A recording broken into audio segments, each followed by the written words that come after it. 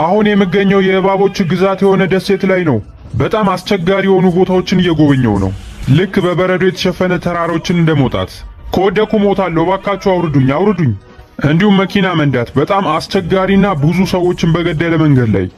አንድ 15 ሳንቲም ወደዚህ ብንጠጋ ሟቾች ነን። እንዲሁም ያለምንም መከላከያ ከሻርኮች ጋር መዋኘት። ሁሉንም የምንጀምረው ግን ከዚህ ሳጥን ውስጥ ነው።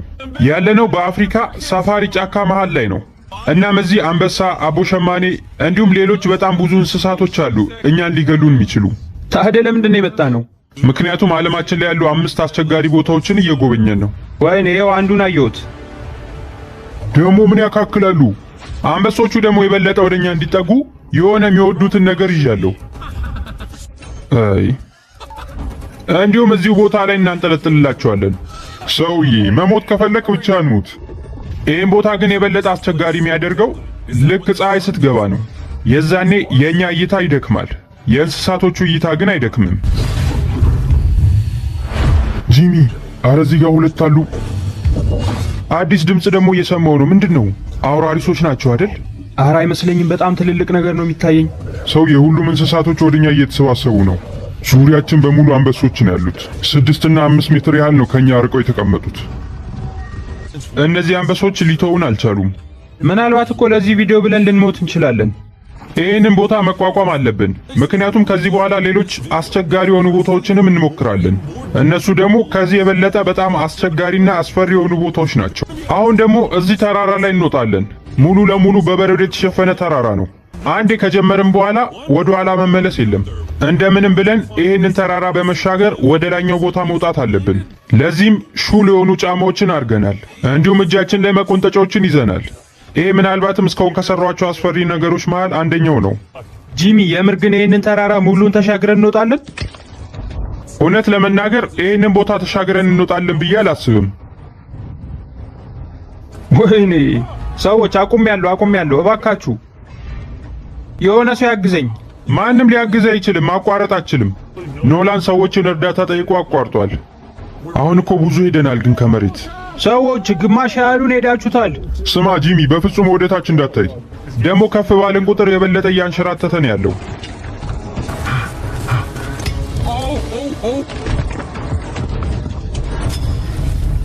ወደ ላይ እየደረስን ነው ጂሚ። ይሄ በህይወቴ ካስፈሩኝ ነገሮች መሃል አንደኛው ነው። አደርገዋለሁ። ይሄ ወደ ላይ ልወጣ ነው። ትንሽ ነው የቀረኝ። ምን ያህል እንደሄድን እስኪ ያሳያቸው።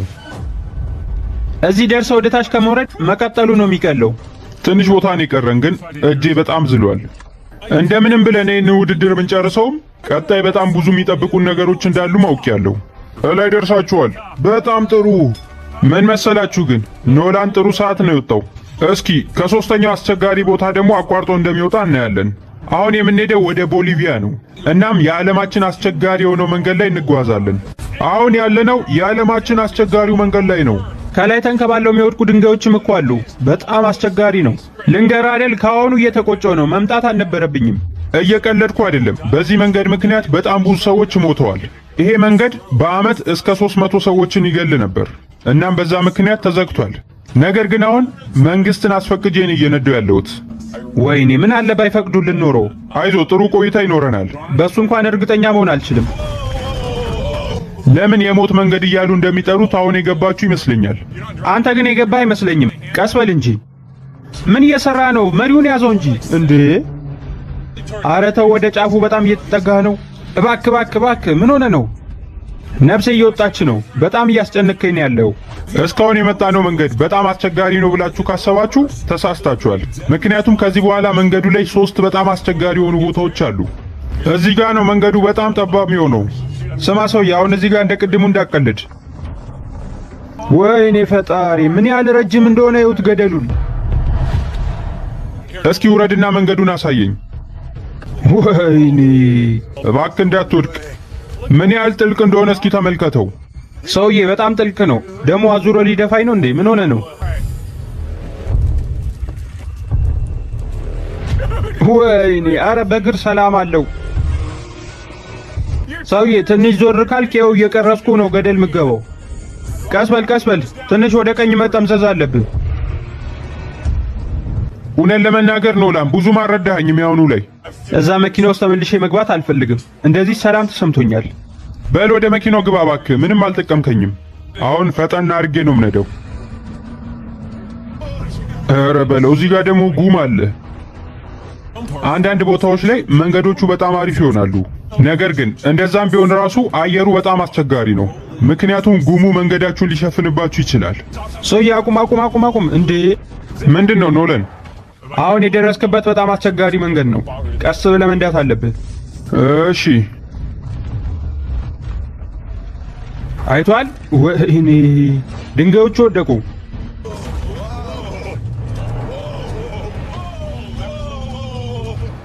ኖለን ይህንን ድልድይ ከተጠቀሙበት በጣም ረጅም ጊዜ ሆኗቸዋል። እስኪ ውረድና የው። ኖላን ድልድዩ እንዴት ነው? አሪፍ ይመስላል። ኧረ ተገላገልን። ይህን አስቸጋሪ መንገድ ተቋቁመን አልፈነዋል። እስካሁን የተጋፈጥናቸው ፍራቻዎች ምድር ላይ የነበሩ ናቸው። አሁን ግን ወደ ውቅያኖስ እንገባለን። እናም ዙሪያችንን ያሉት ሻርኮች ናቸው። ለምን እንደሆነ አላቅም፣ ግን መከላከያ ሳንይዝ ነው የምንገባው። አዎ ይህንን ሳጥን ይዘን መግባት ነበረብን። ውሃ ውስጥ ያሉት ሻርኮች በተጠንቀቅ ምግባቸውን እየጠበቁ ይመስላል። ወይኔ ይህን ማመን አልችልም። ወይኔ ፈጣሪ፣ በጣም ትልልቅ ናቸው። ቆይ ለምንድን ነው ግን ህይወቴን አደጋ ላይ የምጥለው? ወይኔ ፈጣሪ፣ ወደ እኔ መጣ። ኖላን ና ግባ፣ ቶሎ በል። ብቻዬን እዚህ ውስጥማ አትጣልኝ። እስኪ እንግዲህ ተመልከት እስኪ ምን ያህል ትልቅ እንደሆኑ። ከኛ እኮ በእጥፍ ይበልጣሉ። በቃኝ፣ ወጥቻለሁ። የአሁኑ ፈተና ቀለል ያለ ይመስላል። በእርግጥ ከቀጣዩ ጋር ሲወዳደር ይሄ በጣም ቀለል ያለ ነው። አሁን ያለነው የዓለማችን ትልቁ ጫካ የሆነው አማዞን ላይ ነው። ይሄ ጫካ ሲታይ በጣም ነው የሚያምረው። ነገር ግን እዚህ ቦታ ላይ ነገሮች የሚቀያየሩት በፍጥነት ነው። በአንዴው ከዚህ ወደዚህ ሊቀየር ይችላል። ትንሽ ዝናብ አካባቢው ላይ ከዘነበ ሙሉ ወንዞቹ ይሞላሉ። እናም አሁን ካታራክስ የተባለውን 300 ሜትር ያህል የሚረዝመውን ፏፏቴ ልንመለከት ነው።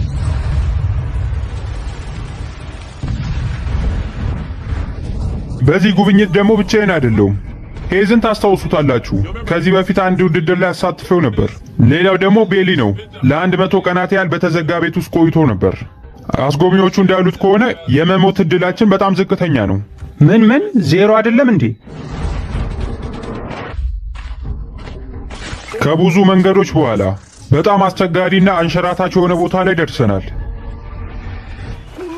ቀስ በል ጂሚ፣ በመጨረሻም ቦታችን ላይ ደርሰናል። ተመልከቱት፣ ፏፏቴው እዚህ ጋር ነው። ትንሽ ተንሸራታ ውሃው ይዞ ከሄደ ሟች ነክ። ለአሁኑ በአስጎብኚዎች እርዳታ ወንዙን በሰላም ተሻግረናል።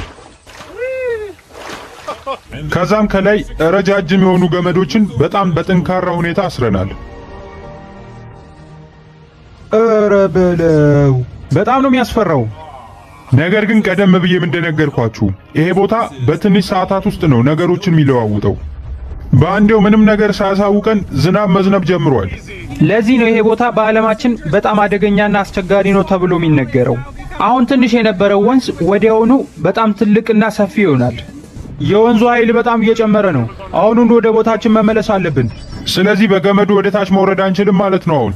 በፍጹም ጂሚ፣ በጣም አስቸጋሪ ነው እሱ። ገመዱን በዛፎች ላይ በደንብ ካሰርን ያን ያህል አስቸጋሪ ነው? ስማ ጂሚ፣ መሬቱ እየተንሸራተተ ነው አንተ ባለህበት በኩል። ተጨማሪ ደግሞ ሌሎች አደጎችም አሉ። በማንኛውም ሰዓት መብረቅ ሊወርድ ይችላል። ስለዚህ አሁን ያቀድነው ነገር ከሽፏል። እናም ራሳችንን ለማዳን እየሞከርን ነው። አሁን ከዚህ ቦታ ለመውጣት ያለን ብቸኛ መንገድ ቅድም የመጣንበት አንሸራታችና አስቸጋሪ የሆነው መንገድ ብቻ ነው። ተመልከቱ፣ ቅድም ያለፍነው ወንዝ ነው። አሁን ግን በጣም ኃይሉ ጨምሯል። ቅድም ይህንን ውሃ እንዴት እንደተሻገርኩት ታስታውሳላችሁ? አሁን ግን ምንም የሚያስቅ ነገር የለም። በጣም ፈርቻለሁ። ከዚህ ወደቅኩ ማለት ወደ ፏፏቴው ነው ይዞ የሚሄደው።